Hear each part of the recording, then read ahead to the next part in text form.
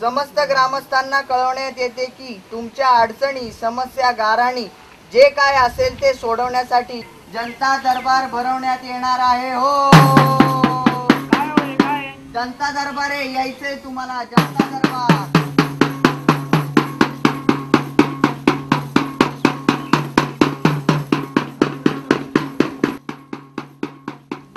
नमस्कार. जनता दरबारामध्ये आपणा सर्वांचं हार्दिक स्वागत.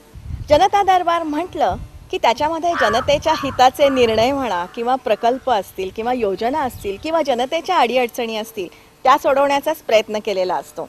तसं पाहिलं तर जनता दरबार हा मंत्रालयात भरवला जातो किंवा जिल्हाधिकाऱ्यांकडेही भरवला जातो आणि तो अधिकृत असतो. आणि तसं पाहिलं तर तसे अनधिकृत जनता दरबार फुटाफुटाला दिसतात. अर्थात या प्रत्येक जनता दरबारामध्ये जनतेची गाऱ्हाणी ऐकण्याचा किंवा सोडवण्याचाच प्रयत्न केलेला असतो. आणि हेच ध्यानात घेऊन आम्ही सुद्धा हा जनता दरबार भरवलेला आहे. पण त्याच्याही पलीकडे जाऊन जनतेच्या हितासाठी काही निर्णय घेतले जातात, काही उपक्रम राबवले जातात, योजना असतात, प्रकल्प असतात. त्या योजनांची, प्रकल्पाची आपल्याला म्हणावी तितकी माहिती असतेच असं नाही, पण तरीही कुठेतरी सकारात्मक चांगलं काम जे जनतेच्या हिताचं आहे ते चाललेलंच असतं. ह्या कामाची दखल आपण घेणार आहोत. ते उपक्रम राबवणारे अधिकारी असतील, कर्मचारी असतील किंवा कोणी सामान्य माणसंही असतील. हे उपक्रम तयार करताना त्यांना आलेल्या अडीअडचणी किंवा अंमलबजावणी करताना काही आलेल्या त्रुटी किंवा यशस्वी अंमलबजावणीही होते. बरेचदा असं होतं की चांगल्या गोष्टींची दखल म्हणावी तितक्या प्रमाणात घेतली जात नाही. हाच मुद्दा ध्यानात घेऊन सगळ्यात चांगल्या गोष्टींची दखल आपण घेणार आहोत. कुठेतरी सकारात्मक पाऊल आपण टाकणार आहोत या जनता दरबारामध्ये. जनता दरबार.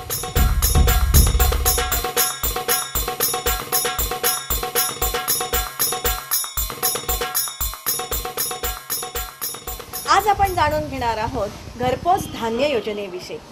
सार्वजनिक वितरण व्यवस्थेतला हा अतिशय यशस्वी असाच प्रयोग आहे आणि या प्रयोगाचे जनक आहेत शेखर गायकवाड.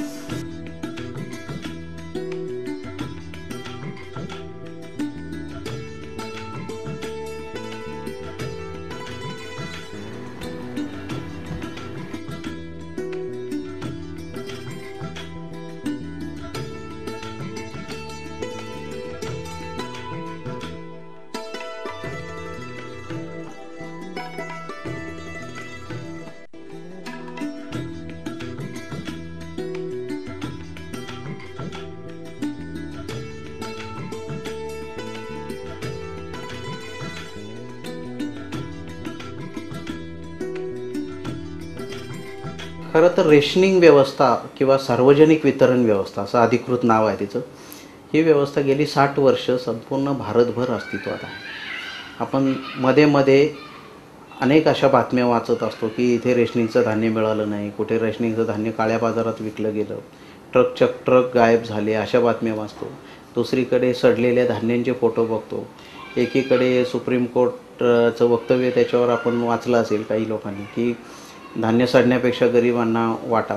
या सगळ्या पार्श्वभूमीवर या व्यवस्थेचा मी अप्पर जिल्हाधिकारी नाशिक म्हणून बरेच दिवस अभ्यास केला आणि तो अभ्यास करतानाच मला असं एक कल्पना माझ्या मनात आली की गरिबांना धान्य देण्यासाठी जी धडपड चालू आहे तिच्यामध्ये 60 वर्षात मिळून आपल्याला असं काय गोष्ट आहे की ज्यामुळे उत्तर मिळत नाही. विशेषतः भारताच्या संसदेमध्ये असं मान्य करण्यात आलं की 30% ते 60% या योजनेमध्ये गळती आहे वेगवेगळ्या राज्यामध्ये. हे शासनाने अधिकृतरित्या मान्य केलं. ते वाचल्यानंतर मग मला आश्चर्य वाटलं की एवढं धान्य जर पोहोचतच नाही गरिबांपर्यंत तर पोहोचण्याचा एक साधा मार्ग आपण का शोधू शकत नाही. आणि त्याच्यातून मला ही कल्पना सुचली. ती अगोदर खरं तर मी कागदावर मांडली, तिच्या अनेक तज्ज्ञांशी चर्चा केली. नंतर मी एका लहान आदिवासी पाड्यावर जाऊन बसलो आणि त्या लोकांशी चर्चा केली आणि त्याच्यातनं या घरपोच धान्य योजनेचा उगम झाला. हा घरपोच धान्य योजना हा मला असं वाटतं की एकदम नाविन्यपूर्ण असाच प्रयोग होता. विशेषतः तो गरिबांच्या अन्न सुरक्षेशी जोडला असल्यामुळे तो सध्याचा सगळ्यात ज्वलंत असा विषय आहे. जीव असलेला प्रत्येक जीवजंतू आटापिटा करत असतो तो पोट भरण्यासाठी. म्हणजेच अन्न सुरक्षा हा प्रत्येकाच्या जगण्याचा पाया असतो आणि हाच विचार घरपोच धान्य योजनेमध्ये दिलेला आहे.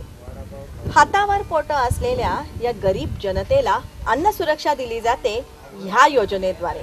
या प्रयोगाची संकल्पना मी पहिल्यांदा लिहून काढली आणि बऱ्याच तज्ज्ञांशी चर्चा केल्यावर माझ्या लक्षात आलं की लोकांमध्ये जाण्यापूर्वीच आपण याचे सगळे पैलू अभ्यासले पाहिजेत. आणि म्हणून मी याचं अर्थशास्त्र पहिल्यांदा अभ्यासलं. याची जागतिक आकडेवारी काय आहे, भारताची आकडेवारी काय आहे, किती धान्य जातं, कुठून येतं, पंजाबमध्ये शेतकऱ्यांकडनं खरेदी केलेलं धान्य हे तामिळनाडूपर्यंत कसं पोहोचतं, त्यामध्ये किती अर्थशास्त्र कुठल्या कुठल्या पातळीवर किती खर्च येतो, त्यासाठी रेल्वेचा काय सहभाग आहे, FCIचा काय सहभाग आहे, सगळे पैलू अभ्यासले आणि मग एक योजना तयार केली. आणि ही अशी योजना घेऊन मी एका लहान आदिवासी पाड्यामध्ये मी लोकांसमोर गेलो. मग लोकांना गप्पांच्यामध्ये सहजपणे विचारत गेलो की तुम्हाला धान्य मिळतं का. आणि त्याच म्हणजे जशी राष्ट्रीय पातळीवरच्या आकडेवारी होती तशाच पद्धतीचं प्रत्यक्षातलं चित्र मला गाव पातळीवरून पण बघायला मिळालं. पहिली जी लोकांची प्रतिक्रिया होती ती अशीच होती की धान्य कधी मिळतं कधी मिळत नाही. हळूहळू लोक बोलत गेले. मग काही वेळानंतर लोकांनी मला सांगितलं की खरं सांगू का साहेब, हा माणूस आहे ना, हा आमचा नातेवाईक आहे. म्हणजे कोण, तर दुकानदार, स्वस्त धान्य दुकानदार हा आमचा नातेवाईक आहे. आत्तापर्यंत आम्ही जेव्हा जेव्हा तक्रार केली तेव्हा त्याचं दुकान रद्द झालं आणि रद्द दुकान झालं की मग परत आम्हाला 6 महिने धान्य मिळत नाही. त्यामुळे तुम्ही दुकान रद्द करत नसला तर आम्ही खरं सांगतो. आणि इथून खरं हे सुरुवात झाली. आणि मग मला अजून एक मोठा पैलू लक्षात आला. तो म्हणजे धान्य विकणारा, काळ्या बाजारात विकणारा, गैरव्यवहार करणारा माणूस हा एक समाजाचाच भाग आहे. तो त्याच गावातनं येतो, तो त्यांचाच नातेवाईक आहे. मग लोकांचं म्हणणं होतं की याच्या पोटावर पाय न देता तुम्ही काय करू शकता का. आणि त्याच्यातनं मी त्यांच्या पुढे माझी संकल्पना मांडली की मी तुमच्या समोर येऊन तुम्हाला 3 महिन्याचं धान्य एकदम माझ्या हाताने देतो. पण मला प्रत्येक गावात जाता येणार नाही, कारण 1500 गावं आहे एकट्या नाशिक जिल्ह्यात. एवढ्या गावात मी प्रत्यक्ष जाता येणं शक्य आहे का. पण तुम्ही एकदाच जर 3 महिने किंवा 6 महिन्याचे धान्याचे पैसे भरत असला तर मी दुकानदाराला त्याचं कमिशन पण देतो आणि तुम्हाला धान्य पण देतो. आणि ती कल्पना 1 मिनिटात सगळ्या गावकऱ्यांनी उचलून धरली आणि त्याला अक्षरशः 2 मिनिटात लोक असं म्हणाले की आम्ही 6 महिन्याचे पण एकदम पैसे भरतो. मग माझ्या लक्षात आलं की एवढ्या गरीब आदिवासी भागातले लोक जर 6 महिन्याचे पैसे एकदम भरायला तयार आहे तर मग हे धान्य एकदम त्याच्याकडे द्यायला काय प्रॉब्लेम आहे.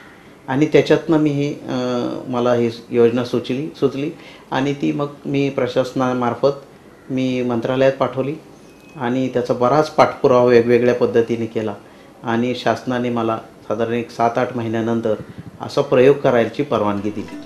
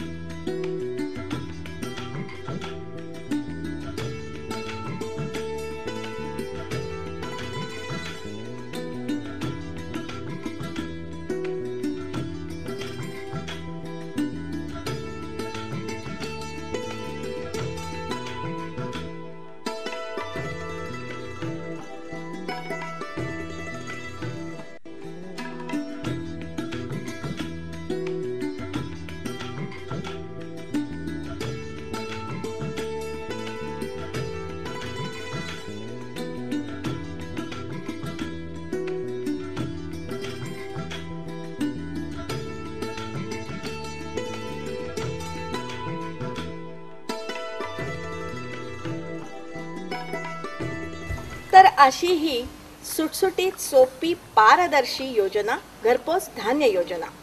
गैरव्यवहाराला कुठे जागाच नाही. जी काय अंमलबजावणी होते ती गावकऱ्यांच्या साक्षीनं.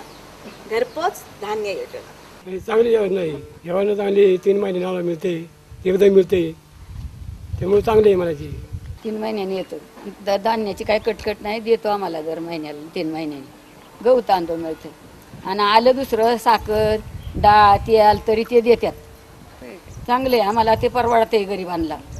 रेशनच्या दुकानातले हेलपाटे किंवा रेशनच्या दुकानामध्ये धान्य असणं किंवा नसणं किंवा कमी मिळणं किंवा हातामध्ये रक्कम नसणं किंवा खूप पाऊस पडतोय म्हणून बाहेर जाता येत नाही, अशा सगळ्या कटकटींना आळा बसणार आहे या घरपोच धान्य योजनेमुळे. 3 महिन्याचं धान्य घरामध्ये असल्यामुळे घरातल्या गृहिणीला एक प्रकारची निश्चिंती नक्कीच मिळते. पूर्वीचं ते कधी कधी यायचं, कधी कधी 4 महिन्यानं आणि 5 महिन्यानं, आणि आता म्हणजे एकदम पद्धतशीर येतं. आता चांगलं आहे, सगळं काही चांगलं आहे बा. आणि एकदम हा एकदम मस्त आहे. व्यवस्थित आहे, उपाशी राहायला नको बा, काही नको, बरोबर भेटतं. फायदे म्हणजे घरामध्ये एकदम धान्य असले तर मी घरात असो अगर नसो, माझी मुलगी आहे ती पण ह्या लहान मुलींना खाऊ घालेल वेळेवर. ते जर घरात नसले तर ती कुठून घालील. आणि मला पण, आम्ही गरीब आहेत, आम्हाला काही शेती वगैरे काही नाही आहे. आम्हाला राशन व्यवस्थित भाव भेटतो. आम्ही 3 महिन्याचा एकखटी भाव घेतो आणि व्यवस्थित भाव आमचा आहे बा. खाऊन पिऊन आम्ही एकदम सुखी. काय आमच्या डोक्याला टेन्शन नाही, काहीच नाही आणायचं. नंबर लावून प्रत्येक वेळेस ते 10-10 किलो घ्यायचं. ते कधी आपण जर वेळेवर नसलो तर कामं दुसरी अटकून पडतात. मग त्याच्यामुळं एकदम मिळून जातं आणि टेन्शन नाही राहते. 2-3 महिन्यातून एकच घ्यायचं. पाहुणे आले तरी बी भरपूर जेवून जातात. काळजी नाही वाटत बा, तुझ्याकडून आण माझ्याकडून आण असं नाही होत बा. उसणं पासणं करायला नाही लागत, पद्धतशीर बा जेवून खाऊन जातात.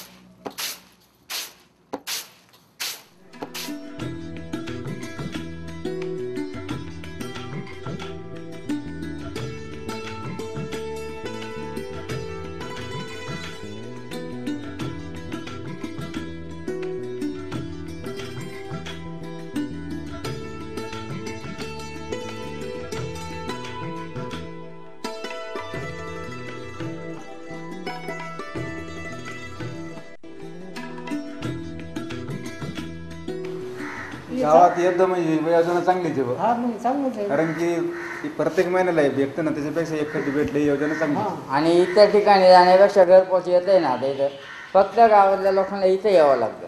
गाडी इथं आली प्रत्येकाने इथं यायचं आणि इथून प्रत्येकाने घेऊन जायचं.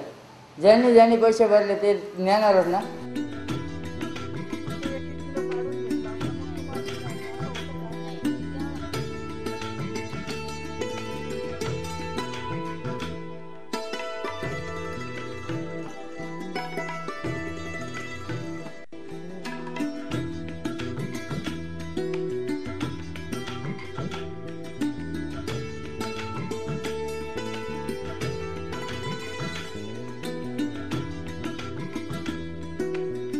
ही योजना एकदम अत्यंत योग्य आहे.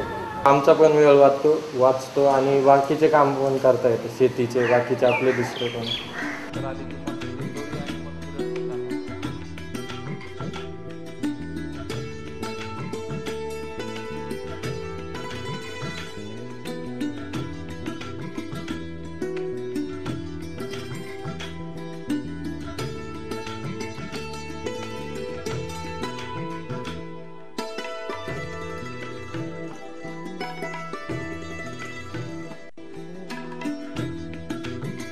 प्रत्येक महिन्याला आम्हाला चक्र मारायला का वेळ नाही, आम्ही कामधंद्यावर जातो. त्याच्यामुळं आम्हाला 3 महिन्याची एकखटी भेटलं ना, तो आमचा फायदा आहे. तो आमचा जो पालतू पैसा जातो ना, तो काही अवघे जात नाही. आम्ही काही ठिकाणी महिलांची चर्चा केली. त्यांच्या बचत गटातल्या काही महिला पुढे आल्या. त्यांनी आम्हाला सांगितलं की साहेब हे चांगलं होईल आणि जर असं धान्यासाठी आमचा पैसा खर्च झाला तर कदाचित व्यसनावर जो काही घरातल्या पुरुषांकडून पैसा खर्च होतो तो सुद्धा आमचा कारणी लागेल. म्हणजे हा सुद्धा एक सोशल अँगल आम्हाला तिथं गेल्यानंतर नवीन समजला की असं सुद्धा याच्यामध्ये आहे.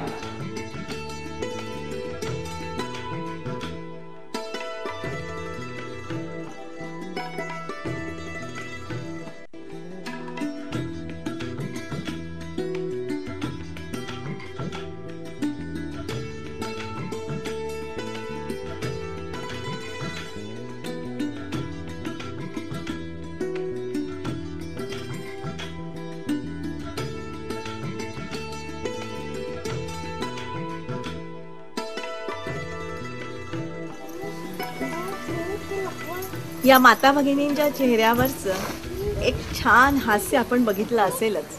एक निवांतपणाही यांच्या आयुष्यामध्ये आलेला आहे घरपोच धान्य योजनेमुळे. घरामध्ये धान्य भरलेलं आहे, ही जी शाश्वती असते ती शाश्वती आपण या माता भगिनींच्या चेहऱ्यावर नक्कीच बघू शकतो. आम्हाला घरामध्ये धान्य असल्यामुळं हाही समाधान. म्हणजे धान्य घरात असल्यामुळे बरं वाटतं, मिळतं धान्य. पाहुणे आल्याने बरं वाटतं धान्य घरात असल्यामुळे. जेवण बिवण भरपूर. सध्या शासनाकडे धान्य ठेवण्यासाठी गोदामांची टंचाई भासते किंवा धान्य खराब होण्याच्या तक्रारी खूप समोर येत आहे. अशा वेळेला ही योजना एकदम मस्त. आपण भारतभर गोडाऊन बांधत आहोत आणि आत्ता पण जी चर्चा चालू आहे की भारतात एवढं धान्य आहे की आता ठेवायला जागा नाही.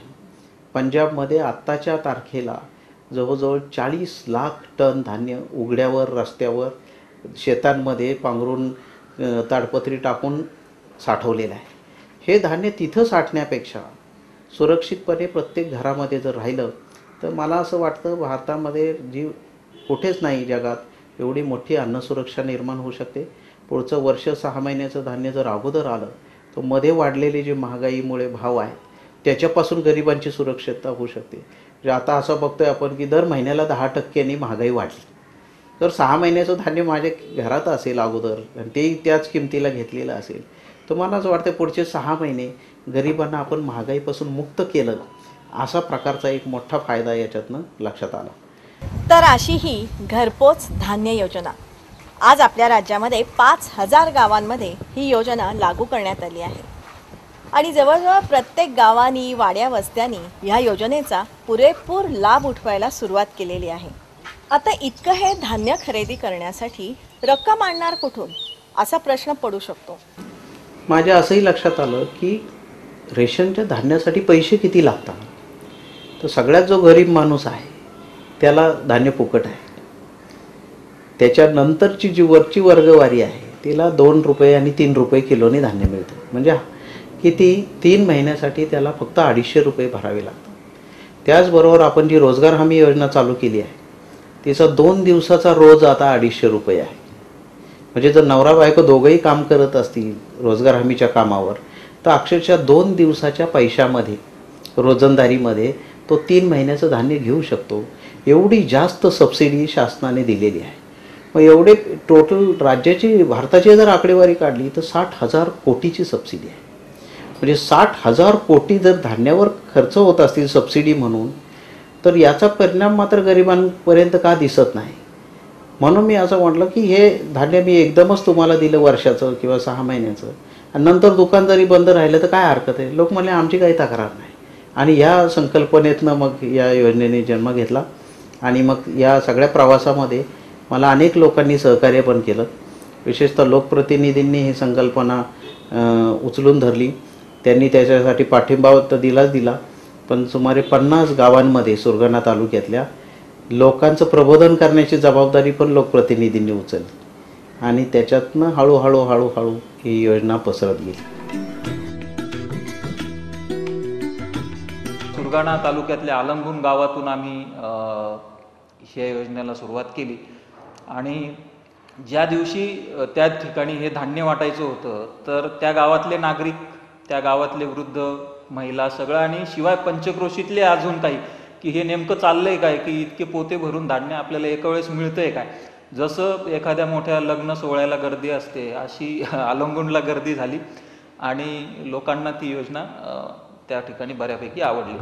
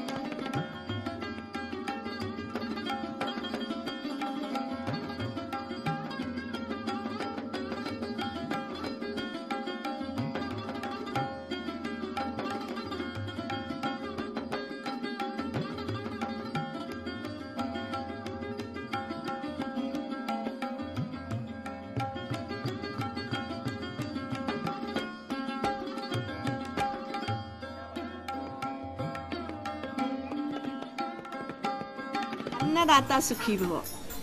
भरल्या पोटी हा आशीर्वाद दिला जातो. आज राज्यातली 5,000 गावांमधली जनता सरकारला हाच आशीर्वाद देते आहे, अन्नदाता सुखी भव.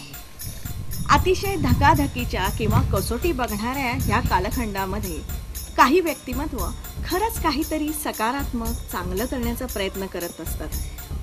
ते आपण सर्वांनी या ठिकाणी बघितलं.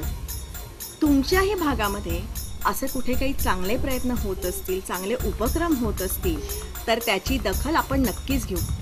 त्यासाठी तुम्ही आमच्या ईमेल ID वरती आम्हाला जरूर कळवा. आमचा ईमेल ID आहे सृजननिर्मिती@gmail.com आणि adeshcreativenetwork@gmail.com. या आमच्या ईमेलवरती आपली मतांतरं असतील, आपले विचार असतील किंवा आपल्या भागामध्ये काही चांगलं घडत असेल तर त्याची माहिती आम्हाला जरूर कळवा. आपण सर्वजण त्यांची दखल घेऊ आणि या दखल घेण्यातूनच आपण त्यांना कुठेतरी बळ देऊया आणि काहीतरी चांगलं घडवूया. असं सकारात्मक चांगलं भलं घडवण्यासाठी जनता दरबारामध्ये तुम्ही हजर व्हा. जनता दरबार.